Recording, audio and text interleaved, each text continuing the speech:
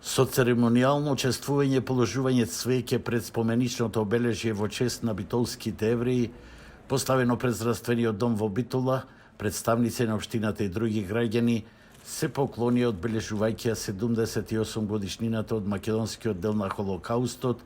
кога над 7.000 евреи беа депортирани во еден правец во логорот на смртта Треблинка. Во тоа црно историско петно, како дел од таа траурна судбина се најдоа 3351 битолчанец од 793 еврејски семејства.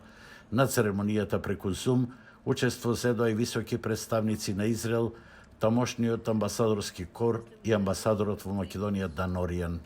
Обележувањето на овој ден, кој што го правиме секоја година, е од единствена причина да покажеме дека сакаме да се сеќаваме на тој ден заради тоа што ни значи да се сеќаваме на нашите сограѓани, на еврејската заедница која што постоела во Битола. Меѓутоа и со тоа сакаме да покажеме кон целиот свет дека навистина се случило злодело кое што никогаш човештвото повеќе не смее да си дозволи да се повтори никаде на планетата. Пред споменичните обележја на жртвите на Холокаустот и народниот херој Естреја Овадија Мара,